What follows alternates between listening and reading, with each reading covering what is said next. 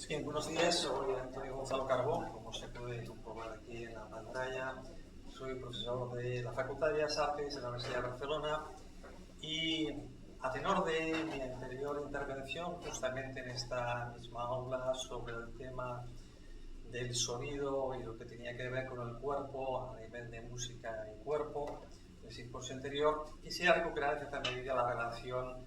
entre música y artes visuales,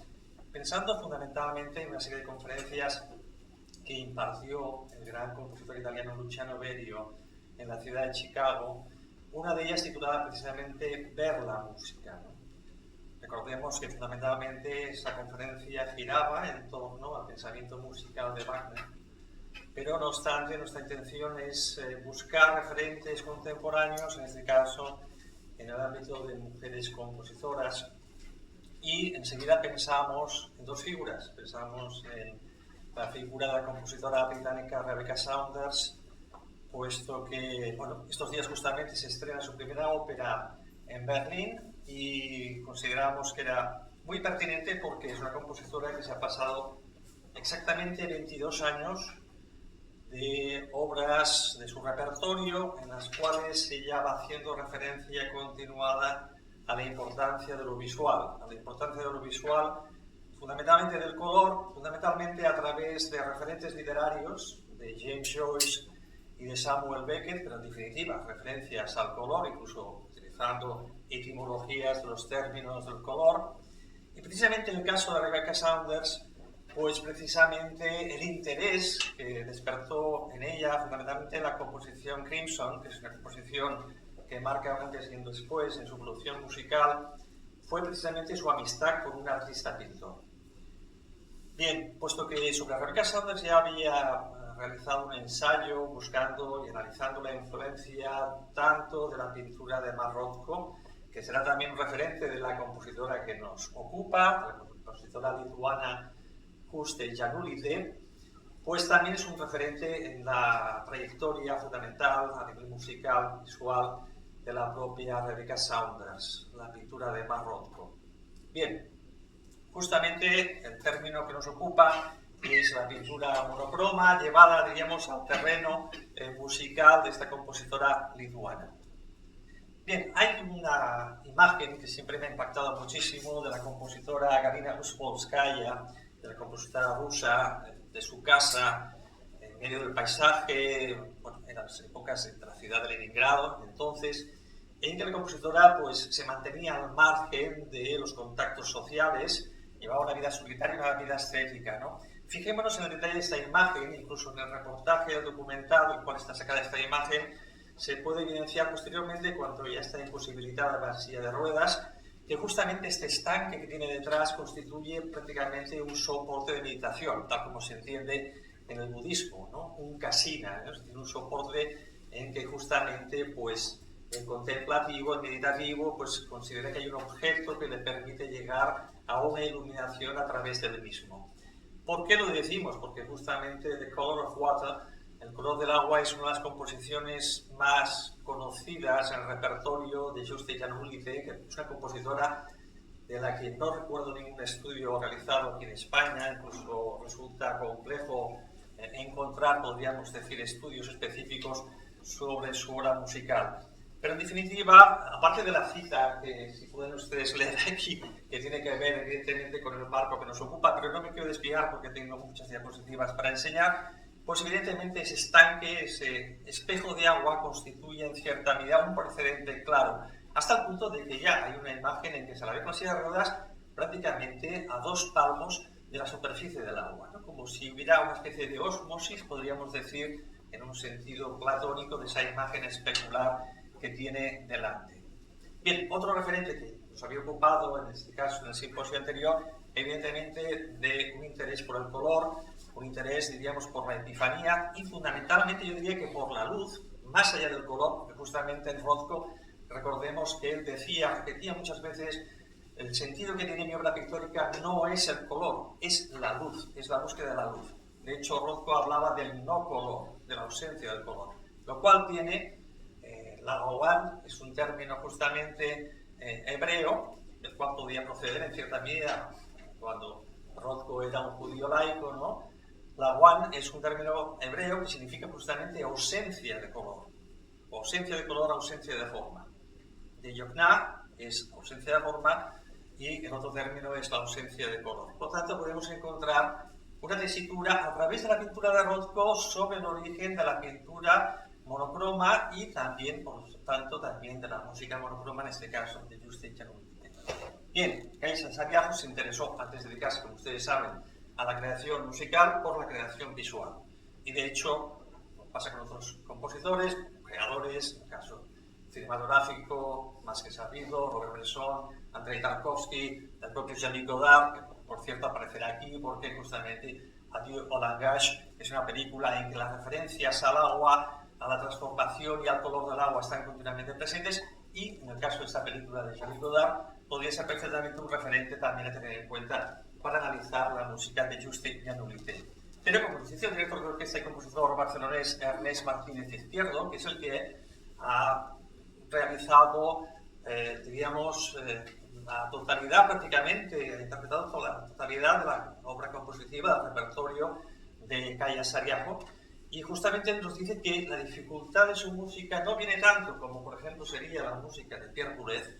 complejidad técnica, compositiva, como fundamentalmente por el hecho del color, de cómo intentar representar el timbre color precisamente a través de esa combinación de música acústica, de la música de orquesta y de la música electrónica, que como ustedes saben constituye la matriz fundamental de toda la obra compositiva de Kaisa Sarriajo.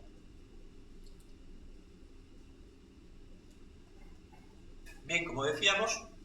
hay dos compositoras vivas, y esto demuestra la fertilidad, podríamos decir, de las mujeres compositoras en el panorama internacional contemporáneo, que serían, como se pueden ver aquí a través de las imágenes, pues a la izquierda una fotografía de la compositora británica londinense Rebecca Saunders, que vive y trabaja en Berlín, y de la compositora lituana, nacida en la capital, en Vilna, Juste Janulite, que vive y trabaja en Milán.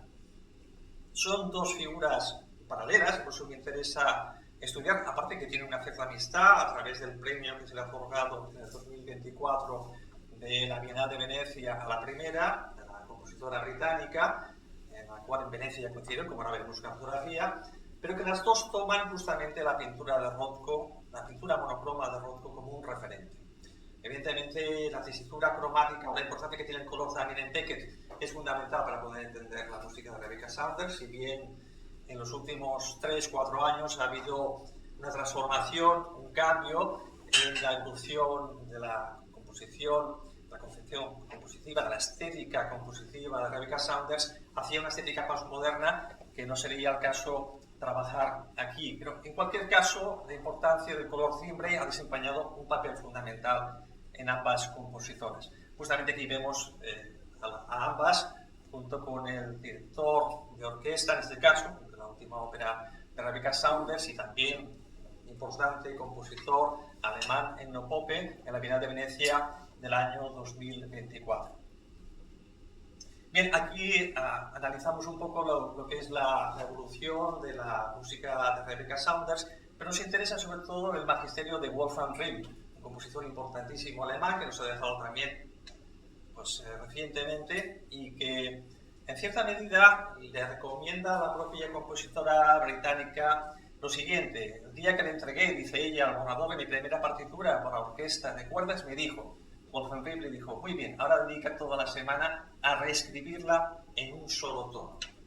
Reescribir una composición en un solo tono, ¿no? Es decir, cómo busca justamente esa tesitura, diríamos, extrema de la composición, y por lo tanto nos está en cierta medida llevando hacia la concepción minimalista y por lo tanto también monocroma de la música. Bien, la compositora Juste Janulite, nació en el año 1982 en Vilna, se autodefine como compositora de música monocroma. ¿Qué quiere decir esto de ser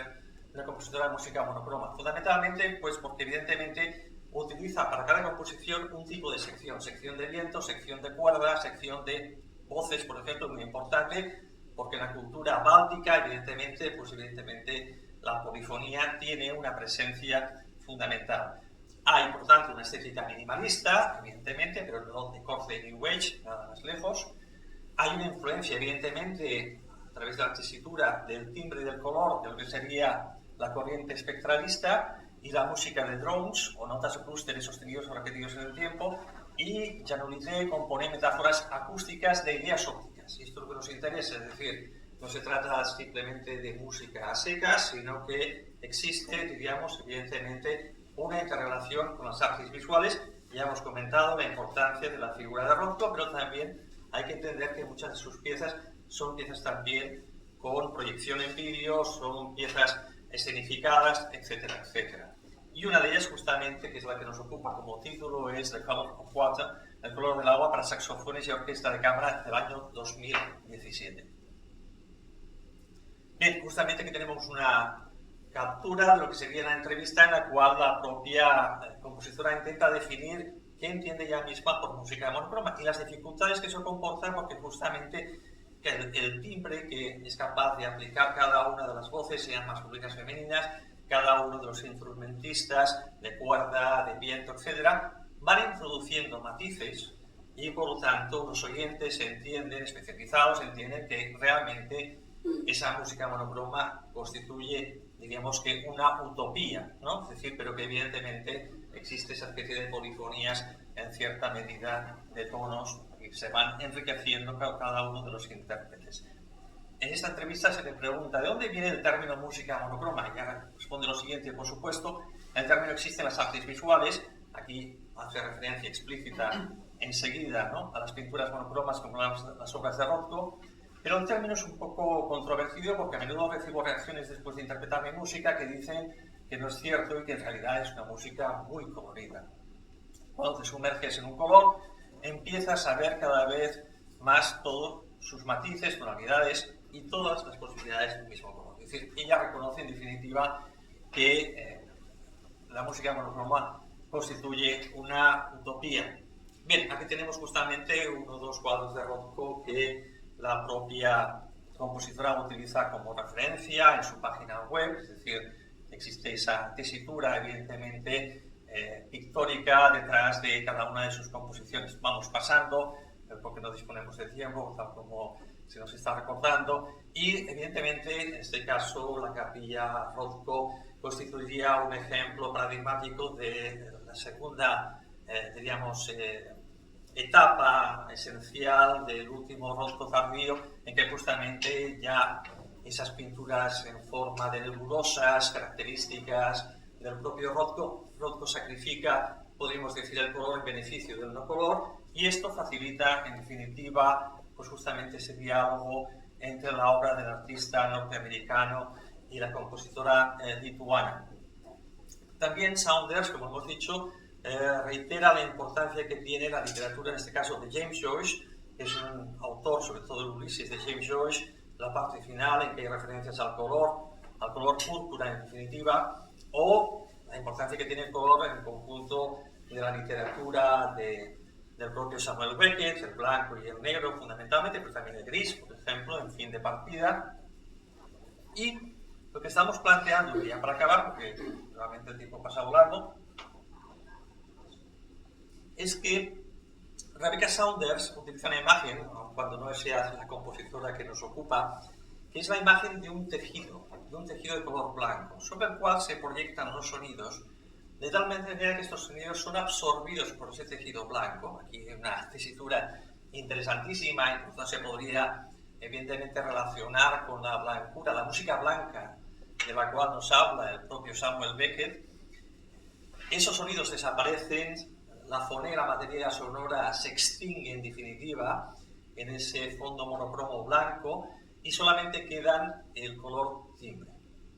En definitiva, fijémonos que es una concepción de corte claramente platónico, del Fedro de Platón, es decir, toda la corriente neoplatónica, el plotino, por el cual el alma esmerilada, el alma transparente, está libre de cualquier tipo de color.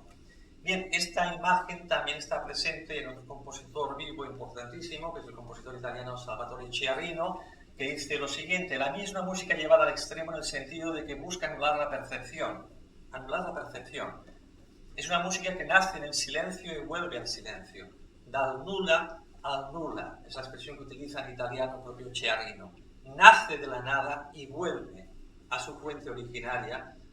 a lo que sería su útero fecundo, que es justamente el silencio, que es justamente la nada. Bien, esta definición, ya para acabar y para concluir, Salvatore Chiarino, o también la que hemos comentado de las compositoras correspondientes, nos remiten justamente a una tesitura, de una metafísica del silencio y del no color que ya estaba presente en la pintura de Marrocco. Ya simplemente para acabar, quiero pasar diapositivas para que vean pues, que tenía aspectos, por ejemplo, la música monocroma en Yves Klein, que sería un precedente clarísimo, o todo lo que serían, por ejemplo, pues interpretaciones contemporáneas en que el color monocromo tiene una importancia, por ejemplo, Gris-Sans de Juste Janulité, o por ejemplo de José María Sánchez Verdú, un compositor nuestro, nacido en Algeciras en el año 68, que recientemente ha estrenado su estreno absoluto en la Auditorio de Barcelona 2025, su obra titulada justamente Memoria de la Isla Verde. Vemos que estas dos piezas compositivas contemporáneas tienen una tesitura de la luz verde perfectamente,